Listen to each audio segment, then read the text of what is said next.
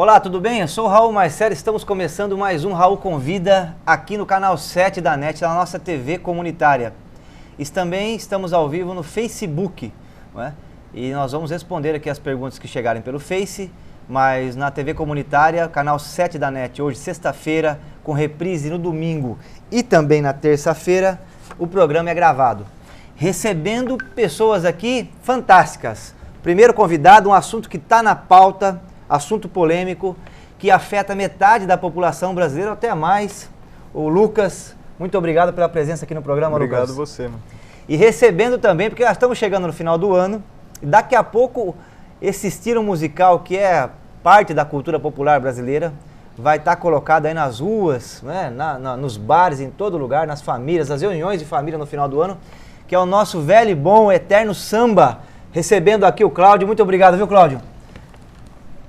Eu que agradeço pelo convite. O Cláudio Marcelo, meu xará. Opa, e o Timba lá na ponta, nossa ponta direita lá. Tá. E nós vamos conversar aqui sobre o trabalho, né, do trio. Tá? O trabalho do trio. Falar um pouquinho também sobre o samba. Como é que está o cenário do samba aqui em Sorocaba? Como é que vocês estão vendo aí essa situação do samba no Brasil? Tá joia? Então, muito obrigado, viu, por atender o nosso convite para vir aqui no programa no dia de hoje. Tá legal? E nós vamos começar o programa conversando com o Lucas, que é um assunto que está sendo discutido no Congresso Nacional. Me parece que agora vai dar uma adiada, né? Uhum. A ideia inicial do governo Temer era de votar o projeto, inclusive nesse final de ano. E a primeira pergunta, Lucas, que eu queria perguntar para você é que a gente escuta na televisão e lê nos jornais e que a Previdência está com caixa negativo, não é? Inclusive os economistas da TV Globo usam um termo de que como se fosse um orçamento da família, o orçamento não consegue fechar as contas, ou seja, a Previdência está no vermelho. Não é? Isso é verdade? Essa é a primeira pergunta. Você como pesquisador da Unicamp, dessa área, como é que você está vendo? Responde aí para a gente, a Previdência ela é deficitária ou não? Olha, Raul, esse é um assunto muito debatido, né? E a resposta é que não existe uma única resposta para a sua pergunta, né? Porque depende muito da maneira como se faz a conta da Previdência. E assim como o orçamento doméstico, se a gente quiser fazer essa comparação, que não é tão adequada, mas a gente pode fazer, é um orçamento que tem receitas e tem despesas. Então depende muito da forma como você considera o que é que deve ser uma receita da Previdência e quais são as despesas da Previdência. A conta que o governo apresenta para justificar essa reforma que está sendo proposta agora é uma conta que tem pouquíssimas receitas na forma de fazer o cálculo e considera todas as despesas que o Brasil paga com a previdência de todas as pessoas. Por outro lado, existe um argumento que se a gente respeitar a nossa Constituição de 1988, as receitas da Seguridade Social elas também deveriam levar em conta outros impostos indiretos, pagos pelas empresas, pagos pelos consumidores quando você vai ao supermercado. Então, se a gente considera essa conta de uma forma mais abrangente, a Previdência ela não tem o déficit que está sendo propagandeado pelo governo. Isso significa dizer o seguinte, então, você tem mais de uma forma de analisar a situação da Previdência, mas quando os deputados estavam ali reunidos para fazer a Constituição, a ideia, né, segundo você colocou, as fontes de financiamento para atender aqueles trabalhadores que fazem a contribuição. Né? Nós não tínhamos ainda discussão no Brasil de ter uma lei orgânica da assistência social que atende inclusive quem não faz a contribuição. Na tua visão, essas contas têm que ser separadas? Por exemplo, a pessoa que tem deficiência, são quase 5 milhões de brasileiros, né? É bastante gente. O trabalhador rural, que também é bastante gente no Brasil, que contribui, se não me falha a memória agora, por volta de 2% da sua lavoura, não é? Que inclusive é um imposto que quase não tem fiscalização, acho que o retorno dele, a contribuição dele deve ser bem baixa. Não é? Nós fizemos uma opção ali, o deputado constituinte fez uma opção de incluir isso dentro da Previdência no sistema de assistência social, é isso? Se a gente fizer a conta só da Previdência, quem trabalha com carteira registrada e o servidor público, não é? E a contribuição do governo e a contribuição empresarial, você está dizendo aqui que o sistema ele se paga. O sistema ele tem várias. Essas aposentadorias que você citou, elas são muito diferentes entre si, né? Para começar, a aposentadoria rural, ela tem esse caráter assistencial, então ela é deficitária. Ou seja, a gente recebe menos dinheiro do trabalhador rural do que a gente paga em benefícios, porque existe o entendimento que o trabalhador rural merece esse direito social garantido por lei. Por outro lado, a gente tem o trabalhador urbano, que é a divisão que se faz, que é a maioria dos trabalhadores brasileiros que trabalham na iniciativa privada, contribui, né, se tem carteira assinada, o empregador contribui um pouco e nós pagamos também COFINS, CSLL, todos esses impostos que deveriam, idealmente, serem vinculados ao pagamento de benefícios do INSS. Além disso, a gente tem os servidores públicos do país inteiro, em vários níveis da federação. E aí é uma realidade que também é muito diversa, porque, por exemplo, o governo utiliza o argumento de que o servidor público ele é um grande privilegiado, que ganha uma fortuna de aposentadoria, aposenta muito cedo, etc. Mas a verdade é que a grande maioria dos servidores públicos já teve a sua previdência reformada uns anos atrás, e já tem condições muito parecidas com o trabalhador do regime geral de previdência, que é o INSS, que todo mundo paga, né? O que tem uma diferença fundamental no setor público são as categorias especiais, por exemplo, o judiciário, os militares, o legislativo, alguns cargos do executivo também de salários mais elevados. E o curioso é que esses não serão afetados pela reforma, porque a reforma já excluiu essas pessoas, entendeu? Então, essa seletividade da reforma, ela também é um dos fatores pelos quais eu acho que nós devemos ser contra essa reforma que está sendo proposta, porque ela não ataca o problema, nem o problema que o governo anuncia como um argumento, né? Que é a existência de pessoas que têm aposentadorias muito altas, etc., porque essas pessoas elas não serão afetadas. Nós vamos continuar falando da Previdência, é um assunto muito importante, e eu quero depois perguntar para você no próximo bloco sobre se essa reforma, então, não dá nem para ser chamada de uma reforma, é uma contra-reforma para retirar direitos. Eu queria fazer essa pergunta para você, deixar para você responder no próximo bloco. Claro. E qual seria a maneira de atacar os privilégios, não é? Porque nós temos aí, de fato, alguns segmentos bem pequenos do serviço público, sobretudo a alta burocracia de Estado, que tem, não é? Basta ver, teve uma ministra recentemente que disse que 50 mil era salário de escravo, né? Puxa vida, então, de fato, nós temos uma situação aí complicada que precisava... Se eu queria fazer essa pergunta para você, no próximo bloco você responder para a gente se a Previdência precisa ser reformada ou não e como é a forma, se você já pensou isso, você que tem estudado esse tema, qual é a forma de melhorar o nosso sistema previdenciário numa ótica assim para beneficiar a população brasileira como um todo. Mas nós continuamos aqui, nós estamos recebendo também o Cláudio, o Marcelo e o Timba, aqui o trio do samba aqui da cidade de Sorocaba. Muito obrigado pela presença, para dar uma animada aqui no programa. E Cláudio, você é sambista, né? Tá com o pandeiro na mão aí, também pesquisador, você pesquisa a questão do samba? Aí como é que é isso aí? Conta pra gente um pouco aí. Essa questão da pesquisa, ela deu-se pelo fato quando eu comecei a pesquisar a origem do samba paulista e achei vários documentos e em livros. Tem um livro que se chama Batuqueiros da Pauliceia.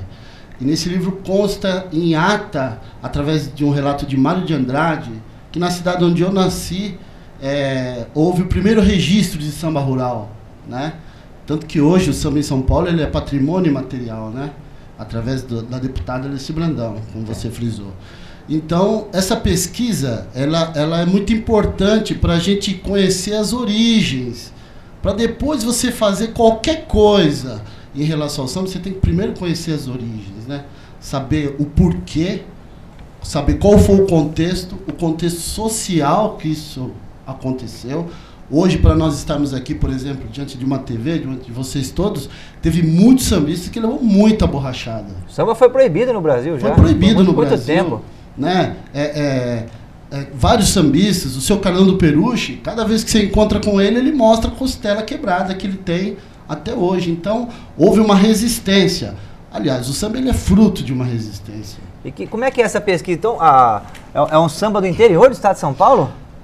O samba é anterior ou posterior ao samba do Rio de Janeiro? Eu tenho um trabalho que se chama Samba da Roça, entendeu? Porque o samba não é urbano, o samba ele foi criado na roça.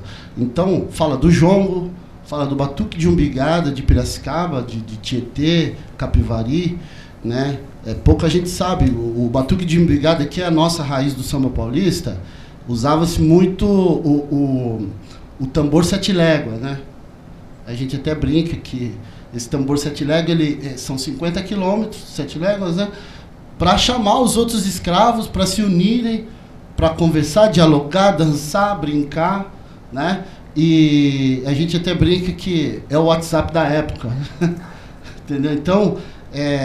Então, partindo desse princípio, e o samba de São Paulo, ele nunca foi muito divulgado, porque a capital do país, na época, no início do século XX, era Rio de Janeiro, então tudo chegava no Rio de Janeiro primeiro. E São Paulo trabalhava, né? Entendeu? Então, hoje você encontra muitos compositores, muitos novos sambistas, porque sambista é diferente, é um conceito. Entendeu? Adoniran Barbosa, Demônios da Garoa, como é isso aí? O Adoniran Barbosa, ele foi algo surreal. Tanto que ele é reconhecido no Rio de Janeiro, no Brasil todo. Por quê? Porque ele nunca mudou a sua própria expressão, né?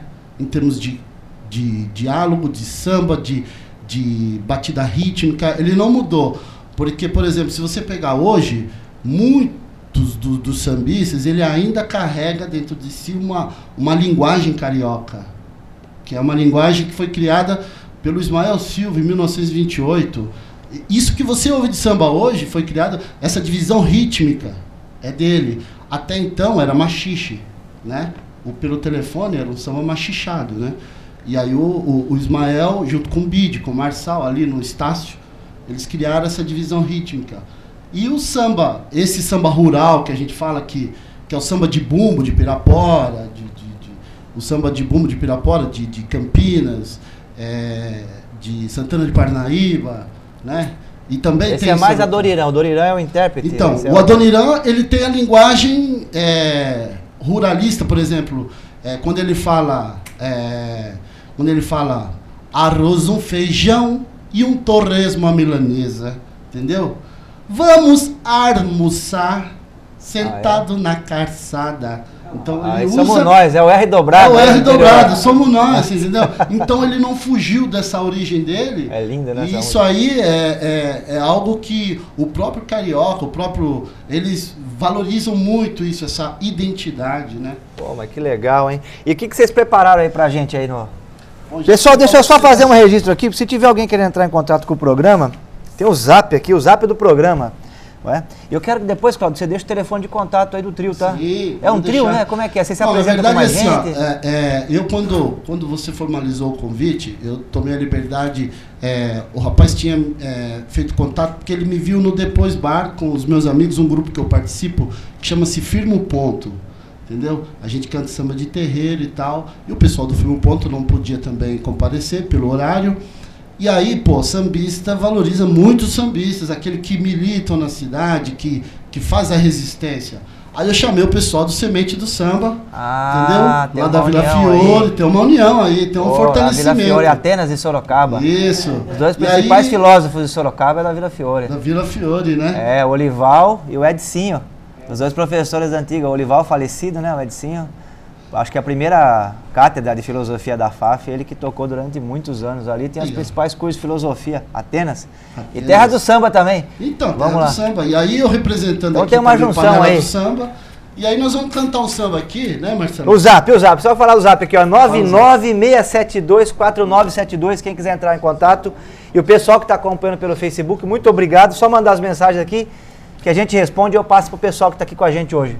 O que nós vamos escutar aí hoje? Já que você falou que gosta de samba antigo, nós vamos mandar um do Ismael, que chama-se Se Você Jurar, que é o samba que ele é o cara que deu início a essa divisão rítmica, né? Poxa, então, a vida brincadeira é uma hora de história do samba aqui, pessoal. Bora, né? Simbora, Marcelo? Contigo.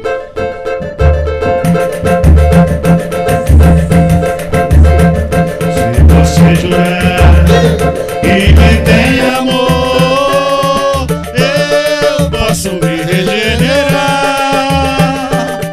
mas se é para fingir mulher, a orgia assim não vou deixar. Se você jurar e me tem amor, eu posso me regenerar, mas se é para fingir mulher, a orgia assim não vou deixar.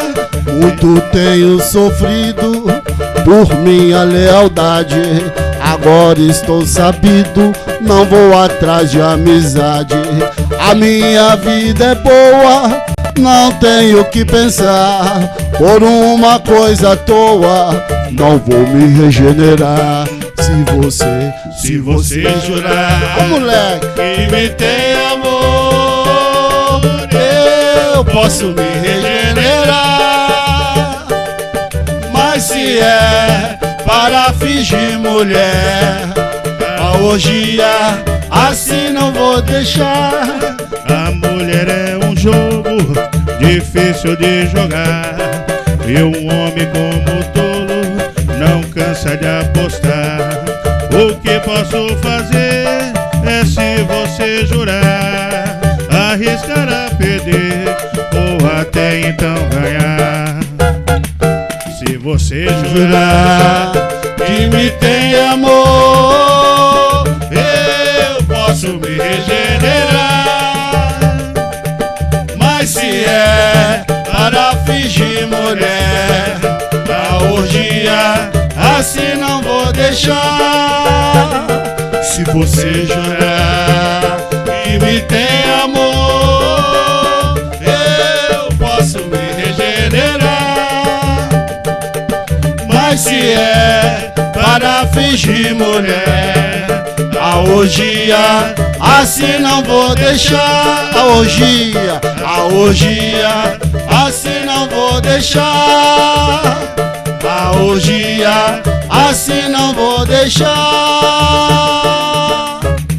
Ismael Silva, salve. E Newton Bastos. Maravilhosa, não? Pô, parabéns aí, obrigado mesmo. Vocês estão vendo que o programa hoje está animado, viu, pessoal? Eu gosto de samba, estou até emocionado aqui. E nós vamos retomar com o Lucas o debate importantíssimo da questão da Previdência, que ficou para o ano que vem, né? Mas tem uma pressão muito grande em relação ao Congresso.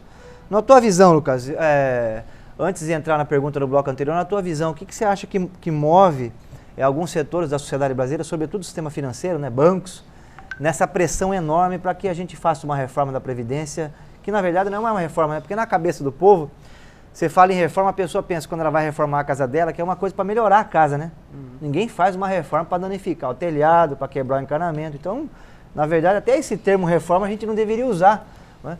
Porque, como você disse no primeiro bloco, não se trata de uma reforma, porque nós vamos retirar direitos, né?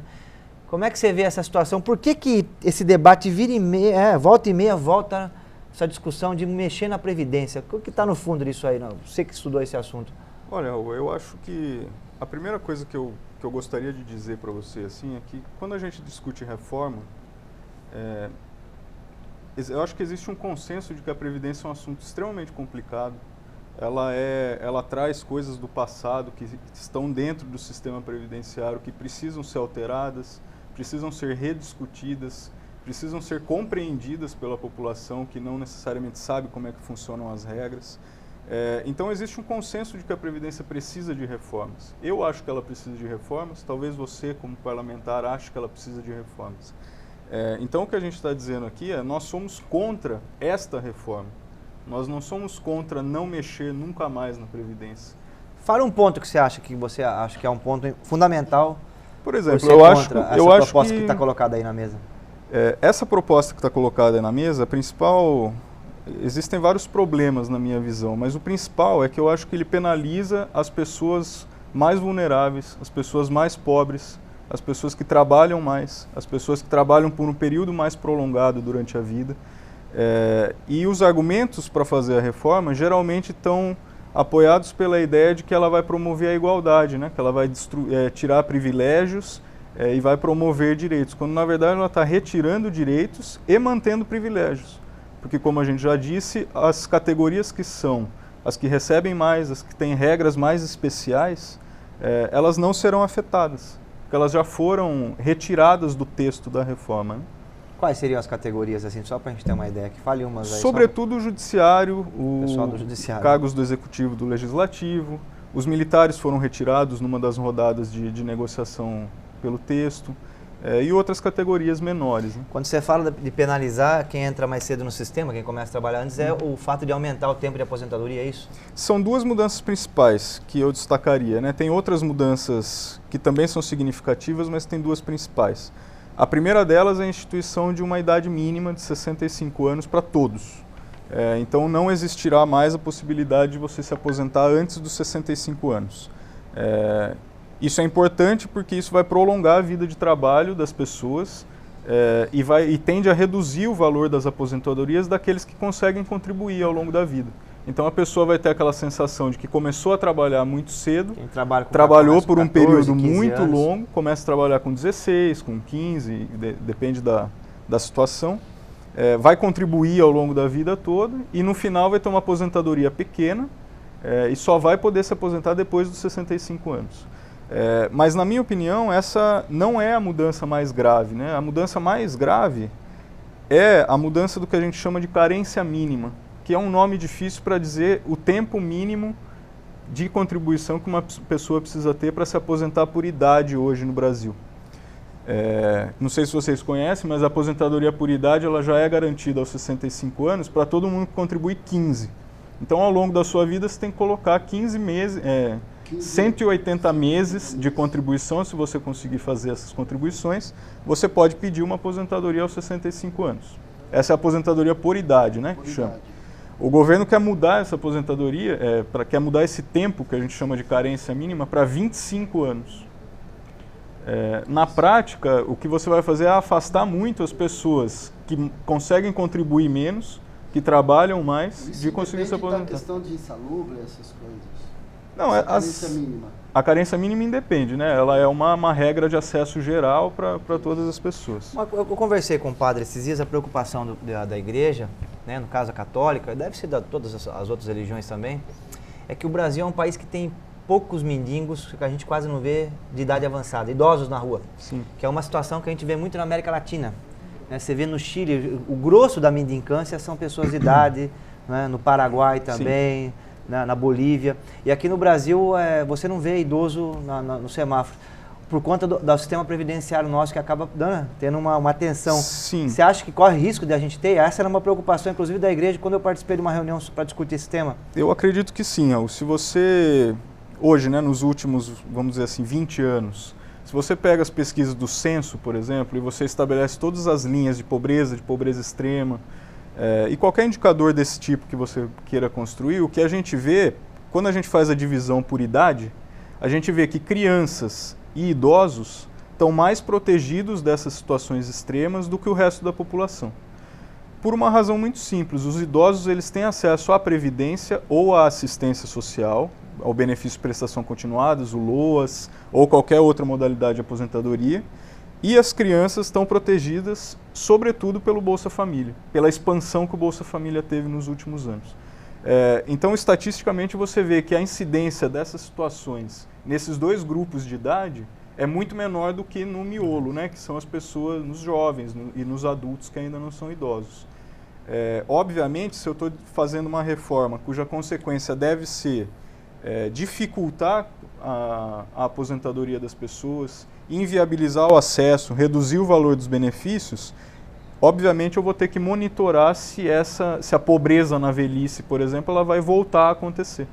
Ou se a gente vai convergir para países da América Latina, por exemplo, que tem essa situação diferente da nossa hoje. E a situação etária no Brasil está mudando, né? O percentual de pessoas idosas, cada dia que passa, cresce mais. Vai aumentar. Nós estamos vendo agora um boom de uma geração imensa aí de jovens, né? Isso vai se alterar no longo prazo, uma questão muito importante. Depois a gente volta contigo, que eu queria te fazer a pergunta de que nós temos que mudar no sistema de financiamento, que é uma pergunta que se faz para a gente ter uma previdência, de fato, na sua cabeça, como é que funcionaria o sistema de contribuição? A gente tem que manter ele ancorado no trabalho, porque o problema de fôlego é o seguinte, nos anos 80 a gente tinha 50 mil trabalhadores na Volkswagen, hoje tem 15 mil e produz 3 vezes mais. Nos bancos, por exemplo, a gente tinha um exército de servidores bancários, né, de funcionários dos bancos. Hoje as pessoas fazem as coisas tudo de forma eletrônica, quase não tem mais gente que vai no banco. Antigamente você precisava para pagar uma conta ir no banco. Então a gente tem um processo tecnológico que está desempregando, é uma questão estrutural essa. Né? Então como que você pensa no longo prazo a estruturação do sistema previdenciário? Você acha que tem que ser na contribuição do trabalhador ou nós devemos mudar as fontes de financiamento? Queria que você pensasse e deixasse para o próximo bloco. Claro. Eu quero retomar aqui, pessoal, nós estamos recebendo, além do Lucas, especialista aqui em Previdência, né, estudioso da Unicamp, né, tem estudado esse tema. Nós estamos recebendo aqui o Cláudio, o Marcelo e o Timba, que são aqui os sambistas da cidade de Sorocaba. E nós estamos recebendo para conversar um pouco sobre o cenário do samba. Cláudio, você, o Timba e o meu xará e o Marcelo, como é que vocês estão vendo o cenário do samba aqui em Sorocaba hoje? Né, nós temos aí os irmãos Pereira, né? Tem bastante gente fazendo samba aqui de qualidade. Como é que vocês estão vendo essa situação? Tá bom o cenário do samba? Né? Precisa melhorar bastante? Como é que tá isso aí? Eu acho que o cenário do samba, essa é a minha opinião pessoal, eu vejo ele extremamente...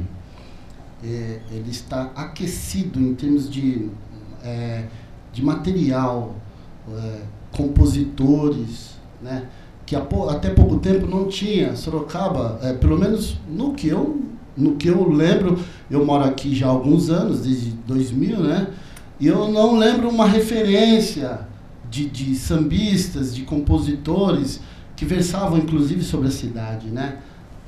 Porque se você for analisar, o Rio de Janeiro ele tem um lado corporativista. Ele versa sobre os bairros.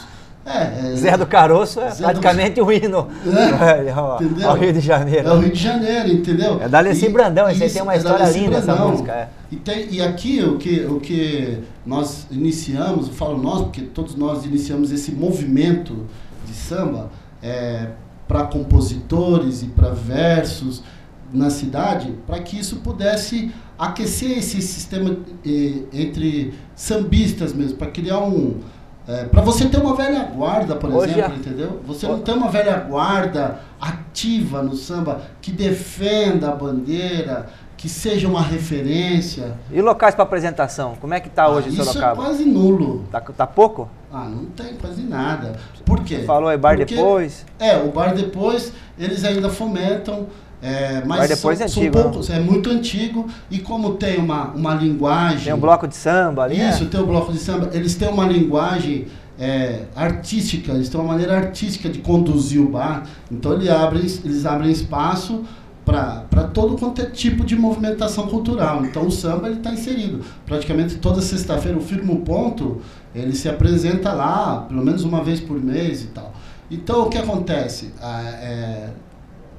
Quando você fala em samba, hoje em dia, a maioria das pessoas que são leigas no quesito, elas veem o samba como música só.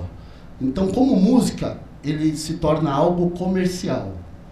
Como comércio, ele só entra no conceito do pagode, porque você não vai pôr no bar alguém falando de samba e um monte de intelectuais envolvidos ali. O cara pensa no lado financeiro. Então, vamos meter um pagodão lá que vai colocar a casa cheia e vai resolver o problema.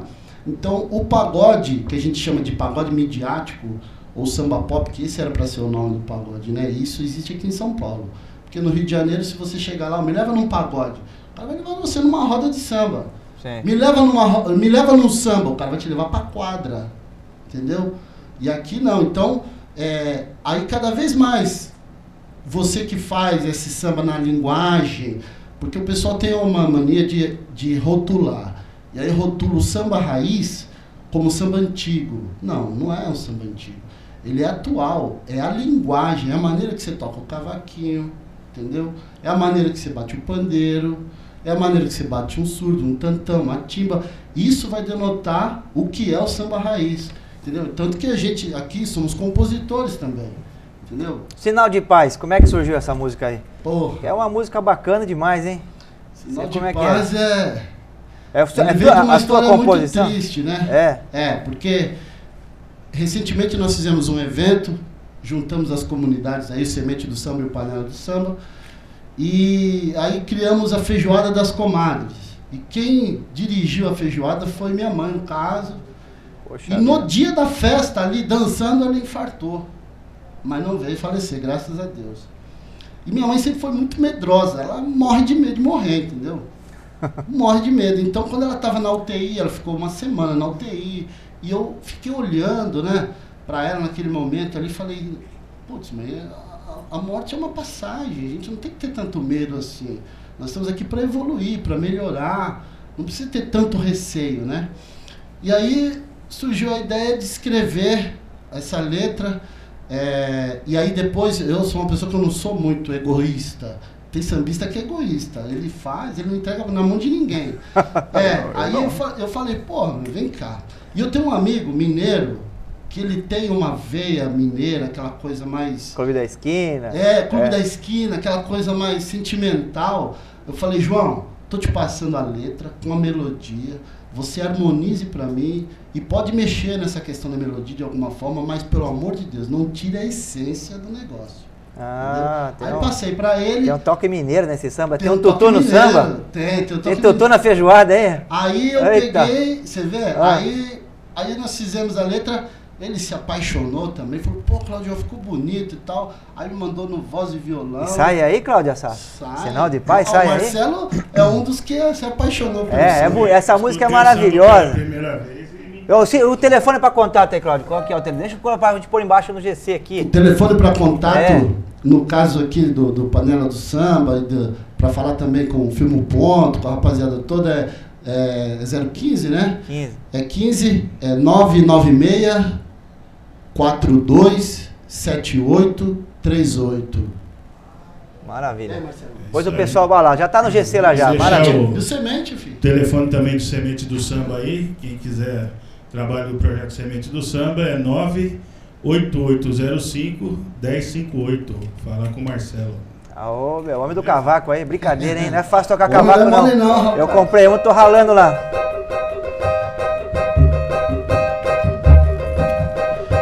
Vem chegando a idade, junto a ela o receio, almejando um bom recreio. Quando chegar o nosso fim, sai de cena a maldade, consequência da vaidade.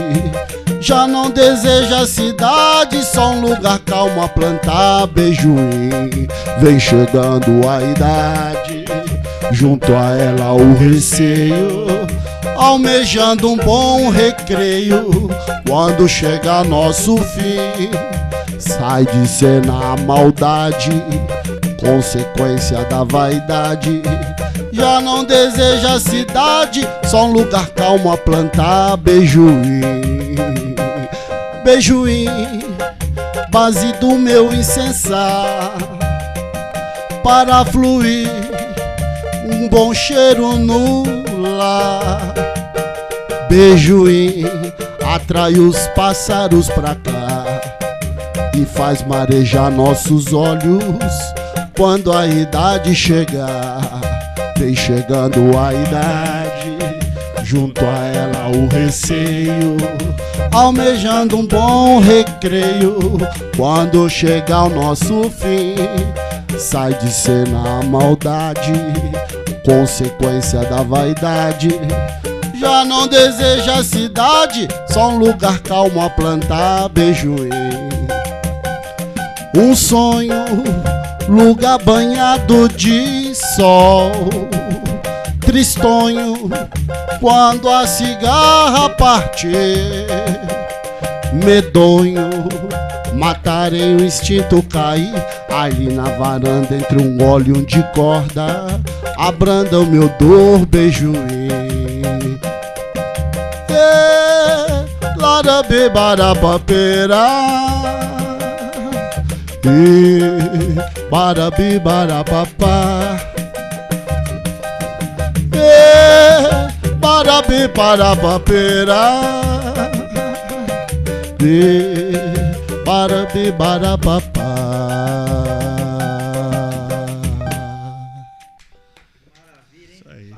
Muito obrigado. Coisa linda. E deixa eu fazer uma pergunta pra você. Quem quiser acessar aí a música, como é que tem um canal no YouTube, Spotify, como é que é? Ainda não, vai mas sair nós um estamos discão. programando. Então isso aí é sempre um sonho. Discão, né? agora é só lá no Rio de Janeiro que faz. Viu? Agora só. A gente tá aí. Tudo no Zap. Acho que em janeiro nós vamos fazer um vídeo dessa música. Ah, vai pôr no YouTube daí? Aí vamos pôr no YouTube. Então manda pra gente poder disponibilizar aqui. Isso, vamos sim. Ai, que E beleza. agradeço já a oportunidade de poder cantar, né? Parabéns, a sempre música é bom cantar os maravilhosa. autorais, porque eu falo, ninguém vai cantar se não for a gente, pô, a não ser que algum... Põe no YouTube aí que a gente maluco aí ajuda a que- divulgar, que tá maravilhosa. Parabéns Obrigado. mesmo. Pessoal, retomando aqui, nós estamos recebendo hoje o Lucas, especialista em previdência, não é? e também o grupo de samba aqui, que na verdade é uma reunião de sambistas, né? É uma Isso reunião de aí. sambistas que nós estamos tendo o privilégio de escutar hoje, né? O Cláudio, o Marcelo e o Timba, o nosso ponta direita lá. Timba, se você quiser fazer algum comentário, você vai ter que tirar o microfone aí do bumbo, viu? Que tá lá embaixo. Então, ou emprestar o microfone do Marcelo, mas fica à vontade também. Se você quiser fazer algum comentário aí Timba sobre... tá tão compenetrado, rapaz. Ele não é assim, concentrado não. lá. Normalmente ele não é assim, não. Tá bom, maravilha. E nós estamos aqui com o Lucas conversando sobre a Previdência no Brasil, toda essa discussão em relação muda ou não muda a Previdência, faz a reforma ou não faz, que ficou adiado inclusive para o ano que vem, né? E a gente estava conversando com o Lucas e eu perguntei para ele no outro bloco sobre o sistema de financiamento da Previdência, como é que você vê ele hoje, quais são os pontos que você acha que são negativos, né? E como é que você viria para o futuro, uma Previdência de fato para atender o povo brasileiro, ela deveria ter uma fonte de financiamento diferente da que nós temos hoje? Olha, você tocou num ponto fundamental, né? Se você já deu um exemplo, né? Existe uma série de transformações no mundo hoje que está exigindo respostas, mudanças na forma como o sistema previdenciário funciona. É por isso que eu acho que nós devemos ser a favor de reformas, algumas reformas. Para citar duas principais, né, mudanças, a população de fato está envelhecendo. Então, quando você olha projeções assim, para a população, para daqui a algumas décadas, etc., a proporção de velhos vai aumentar, se comparado com as pessoas mais jovens, e isso vai exigir do poder público, etc., que, por exemplo, desloque mais recursos para atender essa população, tanto em termos previdenciários, mas também no sistema de saúde, por exemplo, e outros cuidados que essa população necessite em especial. Outra mudança foi essa que você citou, né? O mercado de trabalho ele é hoje muito diferente do que foi 30, 40, 50, 100 anos atrás, e ele tende a ser muito diferente daqui a alguns anos, né? Porque a gente tem um avanço tecnológico muito grande, a gente também tem muitas alterações nas relações de trabalho, né? Para citar o exemplo do Uber, né? Uma pessoa que trabalha para o Uber hoje tem uma condição muito diferente de uma pessoa que trabalha numa fábrica, né? Que tem um horário regular, que tem um salário fixo, que faz hora extra eventualmente. Então, o trabalhador do Uber ele é completamente diferente. E a capacidade dele de contribuir para a Previdência e de depois se aposentar também é muito diferente. Então, a gente tem que pensar nisso. Uma coisa que pode ajudar a gente é olhar para experiências internacionais. Olhar, por exemplo, para outros países e ver como é que eles estão lidando com esse problema, como é que eles já lidaram com esse problema, né?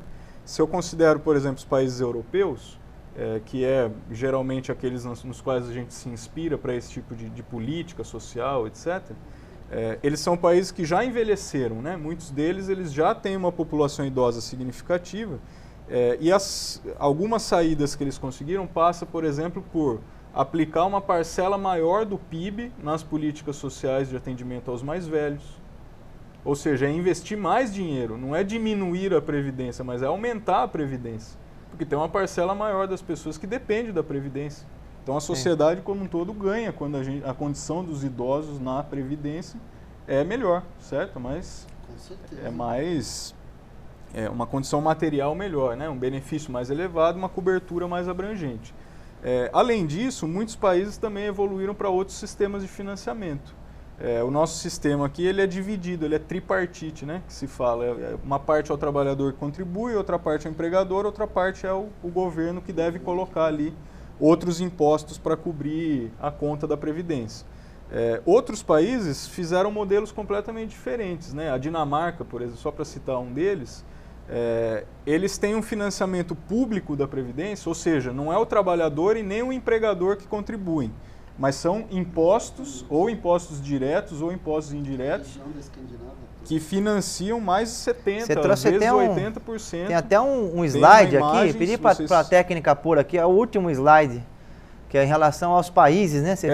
Essa figura ela vai mostrar duas coisas. Ela vai mostrar quantos países investem em proteção social como um todo, em proporção do PIB. Tem que aumentar aí, pessoal. Eu não sei se eu estou enxergando direito. Então vocês veem lá os países lá de cima, eles investem uma parcela muito grande do PIB em proteção social.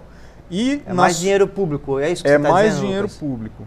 E alguns países eles têm Por exemplo, a Dinamarca, que está em primeiro, foi o exemplo que eu citei, eles têm uma parcela gigantesca do financiamento da Previdência, que não vem diretamente de contribuições sobre o mercado de trabalho, né, sobre a folha salarial, que é o que a gente paga aqui no Brasil hoje.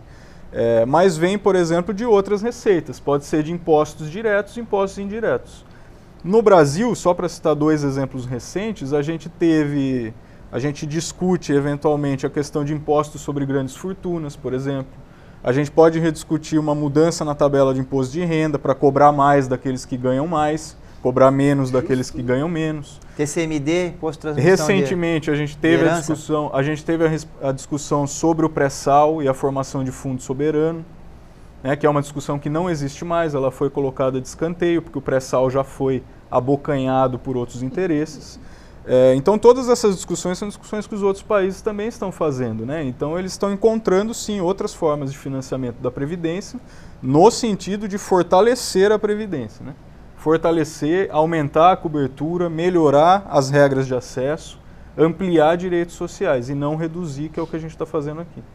É uma decisão política, né? A decisão política no sentido de proteger, porque é uma questão que vai acontecer com todos nós, se não morrermos antes, né? Que é o envelhecimento. E a população mais velha no Brasil vai aumentar bastante. Então, uma decisão política que esses países estão tomando de, olha, essa faixa da população é uma faixa vulnerável, que é inclusive a fase que a gente mais depende de remédios, né? Que é a fase da vida que a gente vai mais ao médico, quando está com idade avançada. É absurdo hoje em dia, né? Por conta da idade avançada, que você precisa de mais atendimento, né? Então, a decisão política é que essa parcela da sociedade não pode ficar...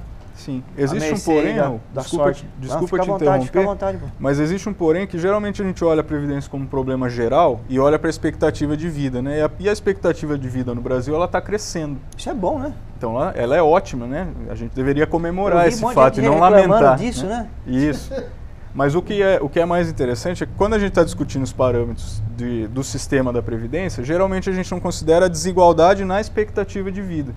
Porque o Brasil ele tem uma expectativa média de vida, só que a expectativa de vida entre os estados, entre as regiões, é muito diferente entre si. Mesmo dentro de uma cidade, seja ela Sorocaba, seja São Paulo, Campinas, ou até uma cidade menor do que essas, existe também uma desigualdade muito grande na expectativa de vida entre cada região da cidade, certo? Relacionado a vários aspectos, relacionado ao acesso à saúde, relacionado ao tipo de emprego que a pessoa tem durante a vida. Uma pessoa que trabalha num trabalho mais intenso, mais manual, é óbvio que ela vai ter problemas de saúde diferentes daquela que trabalha num escritório, né? Então isso se reflete também na expectativa de vida. Então quando a gente dificulta o acesso à aposentadoria, a gente também penaliza mais aquelas pessoas que têm uma expectativa de vida menor, que geralmente também são as pessoas mais pobres, as pessoas que trabalham mais, as pessoas que ganham menos. Então também é uma forma de acentuar a desigualdade no acesso à aposentadoria, tá certo? Porque essas pessoas, estatisticamente, elas vão morrer mais cedo. E isso é muito cruel num país como o Brasil, que tem desigualdades enormes, né? Tanto do ponto de vista regional, quanto do ponto de vista urbano, né? Dentro das cidades. Então, essa reforma que está colocada, nós podemos afirmar, então, que não vai melhorar em nada a vida da população. Não. Só vai piorar. Eu diria mais, ela retira direitos, ela piora a vida da população, e mesmo se você concorda com o argumento do governo, qual que é o argumento do governo? Nós não temos dinheiro para pagar a Previdência, certo? O slogan é esse, olha, se nós não reformarmos a Previdência, vai faltar dinheiro. É um argumento terrorista nesse sentido, né? Que quer colocar o terror nas pessoas e deixar a gente com medo de não receber a aposentadoria. Mesmo considerando que eles estão certos, a reforma que está sendo proposta não ataca os problemas principais. Porque a parte principal do que eles chamam de déficit da Previdência está nas categorias especiais que não vão ser alteradas. Que são a parte da burocracia do Estado que tem os super salários. Entre outros, sim. Entre outros. Então, mesmo que a gente faça a reforma, a gente vai penalizar a parte mais prejudicada do sistema previdenciário para economizar um pouco de dinheiro. Mas isso não será suficiente para resolver o déficit que o governo mesmo aponta. Ou seja, ele não resolve, então a gente fica enxugando gelo e a ideia é que a gente tenha que permanentemente ficar fazendo reformas da Previdência. Então, daqui a pouco nesse formato, isso nunca vai ser suficiente. Poxa, Obrigado mesmo pela presença aqui no programa. A gente tem mais uma pergunta para responder no finalzinho ainda, bem rápido. Nós estamos chegando ao fim. Eu quero agradecer muito todo mundo que está acompanhando. Mandar aqui um abraço especial aqui, o Marco Antônio da Costa, Amarildo Santos, Sandra Porangaba, Rafa Pereira, Juliana Aparecida, Ivo Miranda, Roldão Camargo, Salvador Nazaré, as pessoas que estão entrando em contato com a gente, muito obrigado mesmo. Programa hoje ao ar, na sexta-feira, com reprise no domingo às 11 da manhã, aqui no canal 7 da NET, e na terça às 20 horas, para você poder acompanhar o Raul Convida, discutindo hoje a reforma da Previdência, né, e recebendo aqui representantes do samba de Sorocaba, né, o Cláudio, o meu xará Marcelo e o Timba lá na ponta direita. Cláudio, eu quero retomar com você aqui o samba, né? Queria fazer uma pergunta para você em relação ao samba. Você é compositor também, estudioso do tema do samba, né? E a gente tem muitos autores do samba que ficaram marginais, aí que o povo quase não conhece, né? Um deles que eu gosto muito é o Wilson Batista.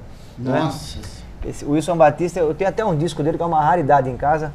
Eu gosto muito dele. O Noel foi marginalizado. Então, né? e ele teve uma briga com o Noel. Isso que eu queria conversar com você, que é estudioso do assunto. A verdade porque não o foi Wilson. Uma briga, não foi uma briga. Depois eles acabaram ficando amigos. A verdade é que ele usou o Noel para. Chamava o Noel de Frankenstein. Aí eles criaram um atrito entre eles e um respondia contra o outro e tal. Até que o Wilson Batista apelou chamando o Noel de Frankenstein da Vila, né? Então, e o Wilson Batista, ele era um cantor que fazia aquela ode ao malandro do Rio de Janeiro, que depois que o Chico escreveu que o malandro aposentou a Navarra, né, de fato, tá pegando o trem, ele trabalhar. Como é que você vê essa questão, o samba ele ficou um tempo perseguido pela polícia, né? Sim, depois ele entrou para a cultura popular de forma forte. Isso. De repente ele foi abraçado pelos meios de comunicação, não é? E aí que acabaram que colocando esses sambistas novos nos meios de comunicação, sobretudo na imprensa, que foi bom, eu acho, por um lado. Só que, por outro lado, ficou meio apagado esses compositores aquela antigos. Malandragem, ela o Cartola, você conversa com o jovem, inclusive que gosta de samba, que escuta, você pergunta do Cartola, não conhece, né? O Noel Rosa, a Dorilã Barbosa, até os Demônios da Garoa, tem muita gente aí nova que não conhece. Que não conhece. Você acha que o samba merecia, assim, uma atenção especial pra gente não perder essa história que é muito importante do samba? O samba como não resistência? pode virar folclore, né? Porque assim, ó, apesar de nós fazermos resistência e não ter nenhum tipo de problema com os mais jovens que estão fazendo as suas ondas aí, é importante frisar e legitimar os sambistas. Legitimar, porque se o próprio, acho que foi nos anos 30, 32, que o Getúlio instituiu o samba como um grande patrimônio, né, brasileiro, mas ele é marginalizado, e desculpa, até hoje ele é marginalizado, entendeu? Assim como o músico é taxado de vagabundo. Você trabalha com o que mesmo? Sou músico, tá aí, entendeu? Então, quer dizer, e a gente trabalha, pesquisa, para você ouvir uma música de qualidade, para ouvir um cavaquinho bem tocado, um tantã, porque o ouvido das pessoas, não é pinico, né? Para ouvir instrumento desafinado. Então você estuda, você se dedica. Aqui na nossa região tem o Conservatório Tatuí, que é um colosso. Então o Conservatório de Tatuí, a base do conservatório em termos de samba, é essa velha guarda de Cartola, por exemplo, de Nelson Cavaquinho, de Noel, essa é a base deles, né? E muitos malandros da época, né? Wilson Moreira é um deles, o próprio Noel. O Noel, por exemplo, apesar de ter vindo de uma família aristocrata, ter estudado 6 meses de medicina e tal, então ele era um cara polido, certo? A família de intelectuais. Mas ele olhava, ele falava, pô, mas o que eu faço não é samba, pô. Eu vou subir um morro para saber o que é esse treco aí. Aí ele subiu o morro, se envolveu lá com o Cartola, deu um bafafá danado, porque os dois tomavam muita cachaça, né? Naquela época, o morro no Rio de Janeiro. Aquela época não até hoje, que velório do Zeca Pagodinho, né? Lá em Xerém, no outro dia não tem água mineral. Não tem água mineral. O pessoal toma todas, até no velório. E isso entra no contexto social, porque quando houve a teoricamente Lei Áurea aí para abolir a escravidão no Brasil, o que houve? Não houve uma política pública para os escravos, para o negro, não houve nada disso. O que sobrou para ele? O desemprego, né? Ou aceitar o que nós temos até hoje as capitanias hereditárias aí, E né? deixa eu te fazer uma pergunta. Ontem nós tivemos uma audiência na Assembleia, né? Para quem está acompanhando gravado, pessoal, ontem aqui foi na quinta-feira, com a Escola de Música do Estado de São Paulo, que está tendo um corte de verba, a Escola de Música Tom Jobim. E foi bem interessante, porque eles trabalham com a música... Em São Paulo? Em São Paulo, São lá na Paulo. Assembleia, com a música erudita, mas também com a música popular, né? O isso. Vila Lobos, inclusive, fez uma mistura aí e tal. Isso. E emprega muita gente a música no Brasil, né? E se a gente pensar no emprego do futuro, nós estamos conversando sobre isso, né? Nos Estados Unidos, hoje, 20% da população que trabalha está empregada hoje no sistema de saúde, entendendo saúde desde o salão de cabeleireiro até a academia de ginástica, né? Então, a saúde, a cultura, o esporte são grandes vetores aí de empregabilidade no futuro, né? E o samba, do ponto de vista da música, é a que tem mais a ver conosco, né? Porque é a grande identidade cultural do povo brasileiro. Exatamente. Que hoje em dia o samba, ele você vê também a cultura assim, Cláudio? Você vê a cultura assim também como... Então, o problema da cultura, ou a solução dessa questão cultural, é a educação. A cultura e a educação, elas caminham ali juntas, né? E de repente, para o poder público não é muito viável. Você é chamado aqui para dar palestra em escola sobre o samba aqui em Sorocaba? Como é que é? Porque isso aí era um assunto que era para estar... Então, rapaz, você falou uma coisa pertinente. Eu acabei de aprovar um projeto com a Link, com o meu parceiro, com o Maurício Tocco, né? E aprovei um projeto na Link que eu me senti até lisonjeado, porque às vezes o artista em si, ele tem uma satisfação pessoal, o quê? Se você é compositor, você gostaria de gravar suas músicas. Mas nós fizemos um projeto que se chama Minha Escola da Samba, é o nome do projeto.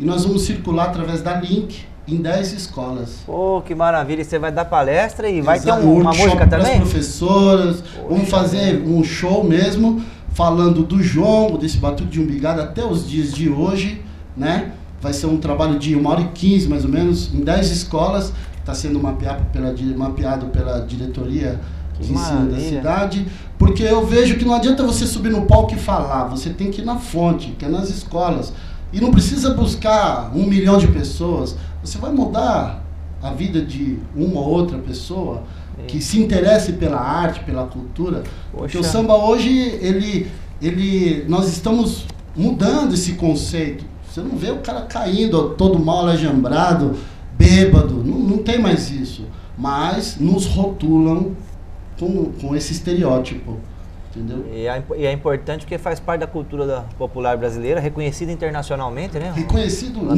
mundo lá fora, o samba.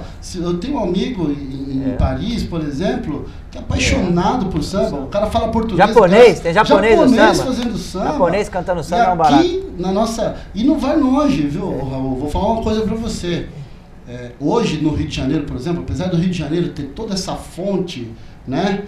Existe lá um projeto que se chama Rede de Rodas de Samba do Rio de Janeiro, que são aquelas rodas de samba que não tem apoio, que não tem mídia, e estão ali. Então eles se uniram, se organizaram como ONG mesmo, e estão adentrando, fazendo um ótimo trabalho. Que legal. Inclusive, eu já vou deixar aqui, Cláudio, você vir aqui no programa depois, mais pra frente, pra gente conversar sobre essa questão das escolas, que eu acabei de assistir um documentário, daquele Michael Moore, é um norte-americano lá que faz documentários, ele faz uns bem bacanas, ele fez um sobre o sistema educacional da Finlândia, e ele está tentando entender por que lá está melhor do que o dos Estados Unidos. E uma das coisas que ele vai nas escolas, inclusive nas creches, ele descobre que eles colocaram as artes dentro do sistema escolar. Então, na biologia, na aula de geografia, de história da língua portuguesa, tem música, tem pintura, tem a poesia. E aí, segundo ele, segundo os diretores das escolas, né, que discutiram esse assunto lá, introduziram isso na rede de educação, é que as aulas ficaram mais gostosas para os alunos. Então o aluno fica esperando a hora de chegar, né, para a escola, porque vai ter música, vai ter pintura, vai ter filme. Então fez um casamento entre a educação, né, vamos dizer assim, formal e a parte artística, que de fato, né, além de ser maravilhoso, poder, né? Preenche a razão da nossa existência, né? É maravilhoso. Então nós vamos conversar com, achei maravilhoso, parabéns, você teve o projeto aprovado na Link. Espetacular, parabéns, já fica aqui a deixa para um próximo programa. E em cima disso, só não te interrompendo, então, vocês vão ter que tocar mais uma aí para nós ainda, temos um tempinho aqui. Tá bom.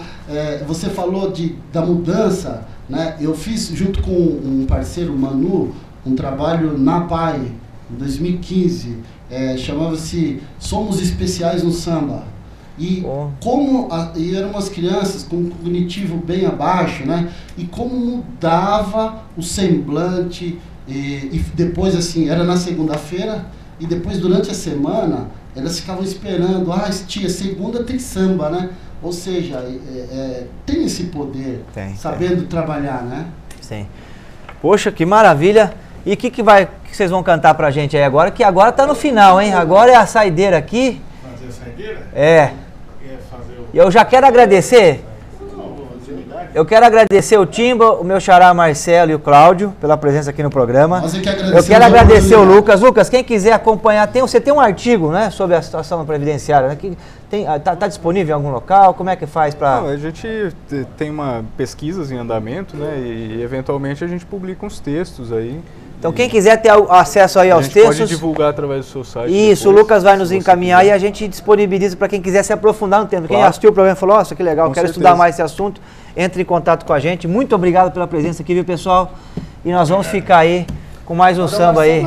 Vamos, Marcelão, brincadeira, hein? Do Edmilson Maranhão e Big Vigarista.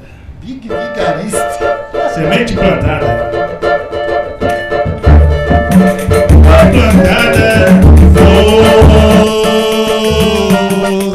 Plantada uma semente nesse ambiente musical.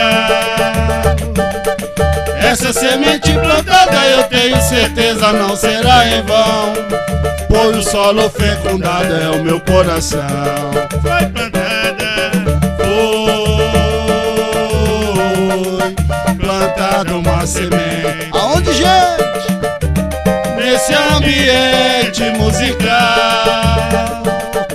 Essa semente plantada eu tenho certeza não será em vão, pois o solo fecundado é o meu coração. Terra do banda com paz, samba e poesia, chuva de vento que leva e traz melodia. Na batucada se faz exalar o amor, é retrato do compositor no dia a dia. Na batucada se faz exalar o amor, é o retrato de um compositor no dia a dia. Foi plantada, Foi plantada uma semente nesse ambiente musical. Essa semente plantada eu tenho certeza não será em vão, pois o solo fecundado é o meu coração. Pois o solo fecundado é o meu coração. Pois o solo fecundado é o meu coração.